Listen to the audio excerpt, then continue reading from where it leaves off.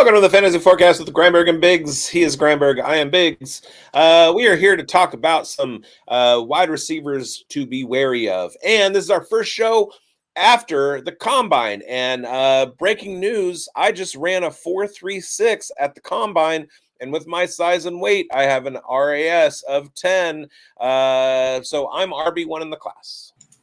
You are the number one person in my class here, bigz. I knew you were going to run hot. I knew you were going to run fast. And yeah, way to impress. And we're going to have 4 minutes, 36 seconds in the 40. Blindfolded and backwards. I love it. Yeah, we're not going to spoil the Combine just yet because we're going to have our post-Combine reaction show probably dropping in a couple days here. So this is Monday. We can't spoil anything, Mike. Well, fair enough, but we can spoil our bus for 2025 at the wide receiver position, our early bus, and we each got three guys that we want to kind of tackle. Why don't you start us off, bigz, with your number 3 fade or bust, if you will, at the wide receiver position for 2025?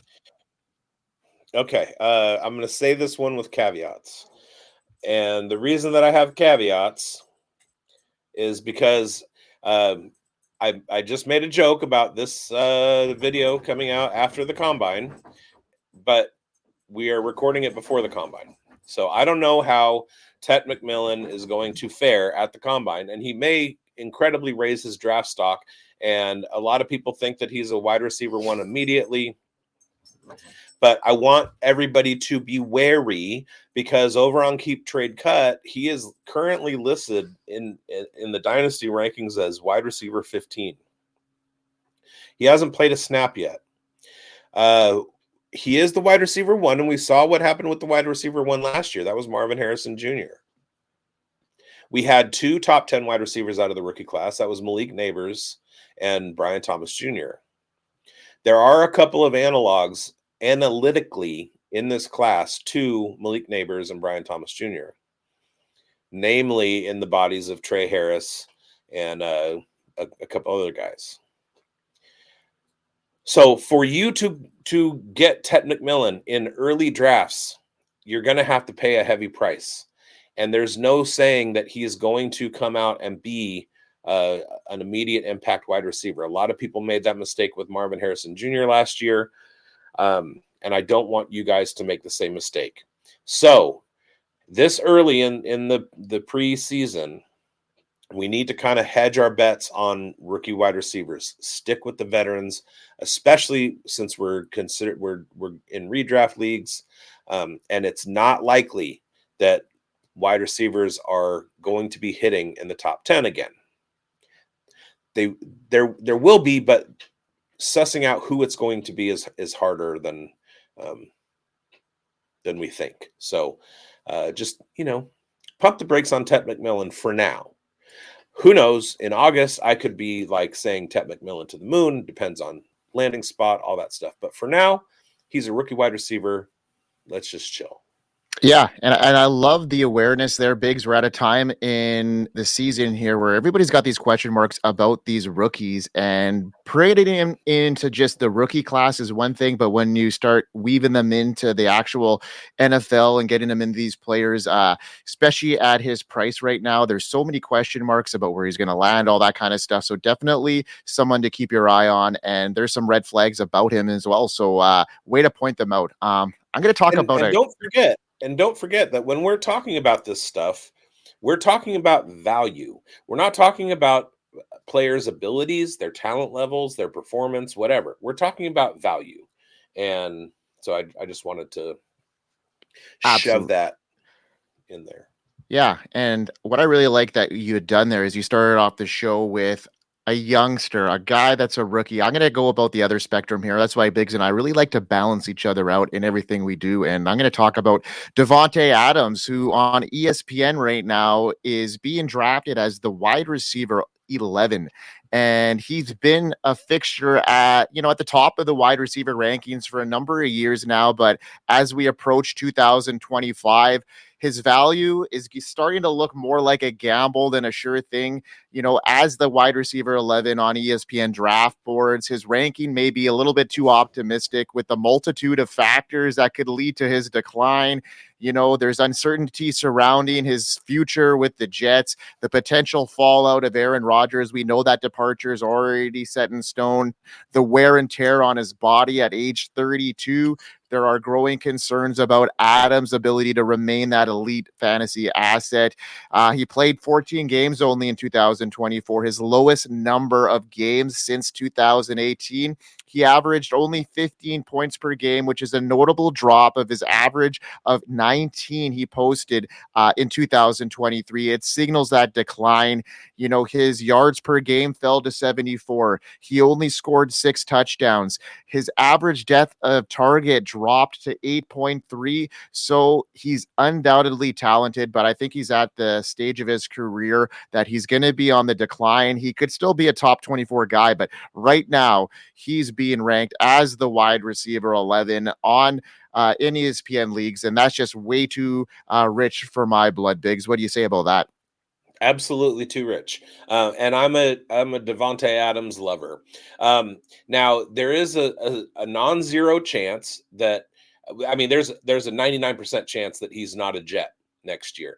But there's a non-zero chance that he is a 49er and the 49ers trade away Deebo Samuel and Brandon Ayuk. Both of those things have been rumored. And Davante Adams, who is from the Bay Area, he's from Palo Alto. Shout out East Palo Alto High School and their wide receiver 1, Jock Peterson. But Davante has said that he wants to go home. He wants to go home to the Bay Area, and that would put him in San Francisco with the 49ers. Now, he was a part of a team last year where he came in midseason. He was coming off of an injury. He kind of took over as the wide receiver 2 in that offense, but he was still the wide receiver 2 in that offense and not necessarily the primary wide receiver. Garrett Wilson was the primary wide receiver. If he goes to San Francisco, the only person he has to beat out is Ricky Pearsall and whoever the 49ers decide that they want to take in the draft, which is not out of the realm of possibility. Wait for his value to drop out of the 11 spot. Wait for it to drop into the 20s and maybe into the late 20s or early 30s, and then watch him cook. So yeah, like at this point right now, don't be doing it. But there is a chance that he has a sunny future in San Francisco, especially if he goes there and they trade away Brandon Ayuk and Deebo Samuel. Yeah, and we're hearing now that Ayuk wants to trade as well. So a lot of stuff's happening there in San Francisco. So yeah, that would be a dream landing spot for him. And like you said, we are just outlining the values here, and right now, currently, that value is not there. So Biggs, who do you got as your number 2 wide receiver bust in 2025? My number 2 wide receiver bust for 2025 is Indianapolis Colts wide receiver Michael Pittman. Now he's currently on sleeper at ADP wide receiver 15, and there is no indication that Anthony Richardson is going to have the leap that he needs to in year 3 to become the guy that's going to put Michael Pittman back into the range of being drafted in the top 15. Now, as I go through and look at everything, and have to go back to my sleeper board and everything, so bear with me for a second. I want to go over Pittman real quick. And in his history, he will be entering his year 6 season. He was wide receiver 17 in his second year, wide receiver 20 in his third year, wide receiver 41 last year. Those are all with 17, 16, and 16 games played. So it's not like he's been missing time with injury. He is a reliable guy to be on the field. But wide receiver finishes of 17, 20, and 41. But he's being drafted at ADP 15. Now, he did have a 13 finish, a wide receiver 13 finish in 2023. But that seems to be his absolute ceiling. So what you're doing if you're spending top 15 draft capital on this guy is you are asking for him to repeat the outlier season that he's had. He should be in that late teens, early 20s range, but it hasn't been apparent that without Joe Flacco, he can return to the target share and everything that he had before. So I'm a little wary on Michael Pittman moving forward. We need to bank on, Anthony Richardson having his finally breaking out, and also who their backup is. Because if Anthony Richardson continues his trend of missing time because of injury, the backup quarterback in Indy is going to be every bit as important as Anthony Richardson is. So we need to watch for the rosters to all be set and all that stuff. Right now is not the time to be drafting Michael Pittman at 15. Maybe in August we'll revisit it, but not right now.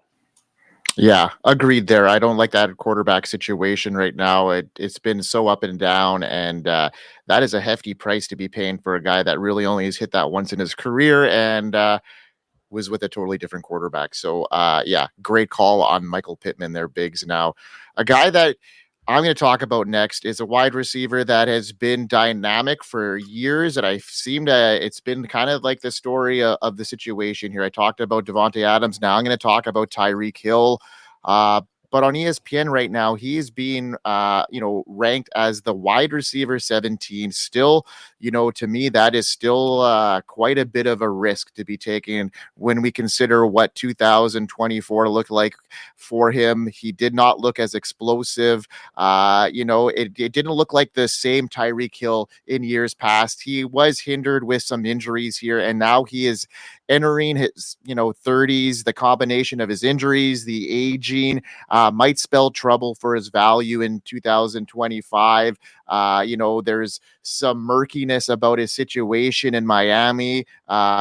He asked for, he mentioned that he wasn't going to be playing for them again, and now he's rescinded that. So his situation has been riddled with uncertainties here. He only had 1,000 yards in 2024, his lowest total of his career since his rookie season. That's a steep decline. Crazy, what's that?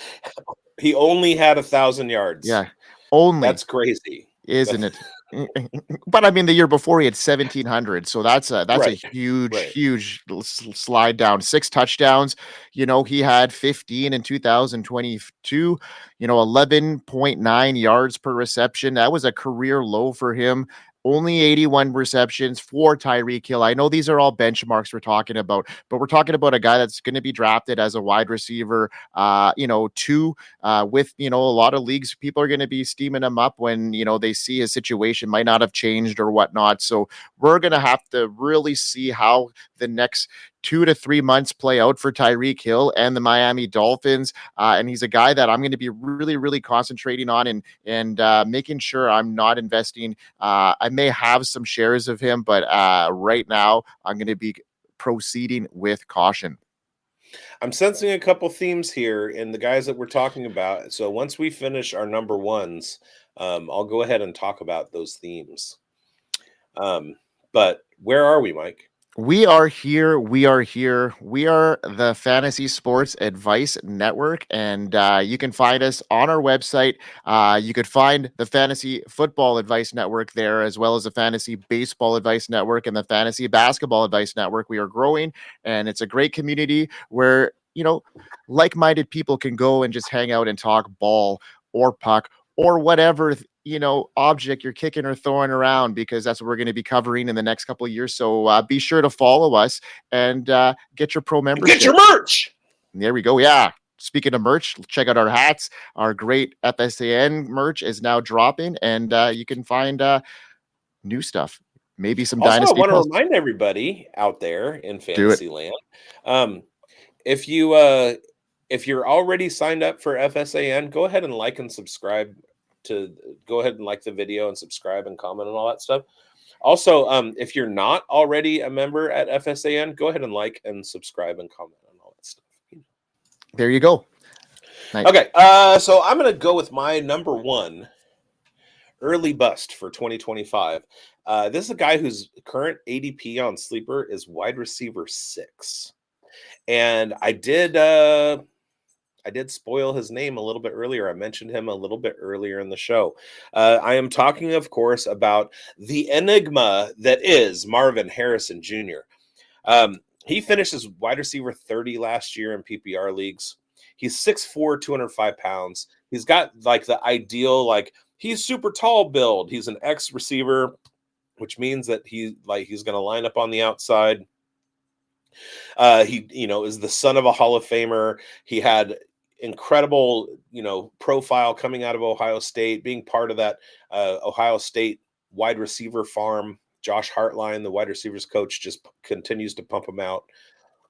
And he came out as the wide receiver 1 in everybody's rookie drafts, and he was touted highly in redraft and absolutely fell flat on his face. Now, there is one consistent thing that is going to be present in 2025 for Marvin Harrison Jr., and that is the fact that while he may be wide receiver 1 on the Arizona Cardinals, he's pass catching target number 2. And I don't mean that in terms of targets. I mean that in terms of ability to make catches. Kyler Murray does not throw the ball to his outside receivers very well. He hits Trey McBride often, and Trey McBride is elite because of it. But Kyler Murray struggles to get the ball on outside throws and deep throws, which is basically Marvin Harrison Jr.'s bag. So I've said it before, and I will say it again. As long as Kyler Murray is Arizona's quarterback, or let me rephrase it. As long as Kyler Murray is Marvin Harrison Jr.'s quarterback, Marvin Harrison Jr. will not live up to his potential as a top 12 wide receiver in the NFL. Don't draft him at wide receiver 6. Don't draft him at wide receiver 12. Don't draft him at wide receiver 20. He's not going to get there. We are looking at a guy who's going to need to break out later on in his career because of his quarterback. Yeah, it's all the signs were pointing in that direction in his rookie year.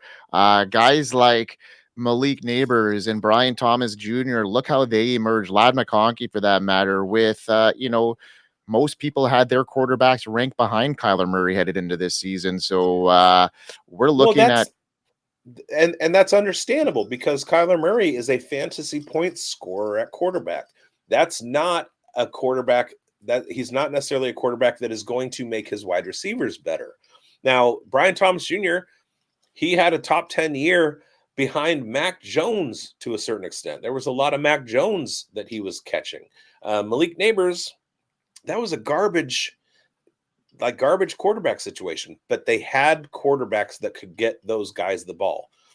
Kyler Murray cannot get the ball to Marvin Harrison Jr. And that is why we're fading him. Good call on that, bigz, until his price. And Mike is gone, so he should be back, and we're going to go ahead and cut here, and then when he comes back in, he'll go ahead and edit the video and put himself back in it. But if he doesn't, and this just goes out raw, how are you guys doing? I'm kind of excited. I did get to go down to the Senior Bowl and watch a lot of action down there and scout a lot of the rookies, and I got to go to the Super Bowl, and I just booked my plane ticket to go to the NFL draft, so I'll be there representing and creating content. And start now. I am back, and I don't know what happened. But I'm back now, and I'm going to talk about Deebo Samuel, whose fantasy value in 2025 is uncertain. I know, bigz, we've been fading him, especially you, over the last couple of years. You've never really been a big Deebo guy, and you kind of made me see some things last year about him that really made me not draft him in a lot of spots. And I was happy about that because his age is now creeping up. He's had an injury history that can't be ignored. Now he's got a potential change in scenery on the horizon, and Deebo Samuel is just going to be a risk in 2025. I think no matter where he lands, because of his name recognition, his stock has taken a bit of a hit due to his diminished role in 2024. He may not be the weapon he was in the past. He just had 51 catches, 670 yards, 3 touchdowns, and he was lackluster in the rushing department, which, helped his production in years past. He's been fighting that injury bug. His rushing totals dropped 9.1 rushing yards per game in 2024. That's his lowest mark. And we know what happens when that part of his game goes down. He's not that prolific elite wide receiver. And right now he's being drafted as the wide receiver 34 on Keep Trade Cut, which is, on ESPN, which is probably where he's going to be around, but I'm going to be staying clear about him until we know a little bit more about his situation. And I just don't think his situation is going to get any better in 2025. So I'm going to be staying clear of him regardless of where he lands. What about you, bigz? Totally agree. And I mentioned earlier that I sensed a theme, and the theme is a lot of questions at quarterback. We have Tet McMillan, question at quarterback. We don't know what team he's going to be on at this point. Davante Adams, question at quarterback. We don't know what team he's going to be on at this point. Michael Pittman, we don't. There's a question at quarterback. Is Anthony Richardson going to be the guy to support Michael Pittman as a top 15 wide receiver? Probably not. Tyreek Hill had a bad season last year because Tua Tagovailoa was hurt a lot, and their backup wasn't capable. Marvin Harrison Jr., we know who his quarterback is. It's just bad quarterback play. And then Deebo Samuel. We don't know where he's going to go. Part of what scares me off even more about Deebo Samuel is that Brock Purdy is literally the most efficient quarterback in the NFL year over year. Highest fantasy points per drop back, highest DVOA, highest expected points per play, or per attempt, that kind of thing. And Deebo couldn't do it. If you're not going to do it with the most efficient quarterback in the NFL, what do you think you're going to do if you go to a situation where you have a rookie or a Russell Wilson or a Justin Fields or something like that? Like, what do you think is going to happen? So yeah, I was out on Deebo Samuel with a fantastic quarterback, and I'm even outer on Deebo Samuel, given the quarterback question at this point. Yeah. It's a couple of veterans. You identified a couple of youngsters, which is really cool to see. So we had a really good blend here of busts that could potentially My happen. head is so far up Dynasty's butt right now, and this draft season, that they are top of the mind. Top of the mind, and it's top of the mind for a lot of our viewers. So it was nice to get a little bit of veteran presence there too. So good blend, bigz, you and I, like we always do, buddy. Great partnership here. And everybody, thanks for tuning into the Fantasy Forecast on the Fantasy Football Advice Network. Bigz, do it like we always do. We hope you win. We hope you win, folks. We'll see you next week. Peace.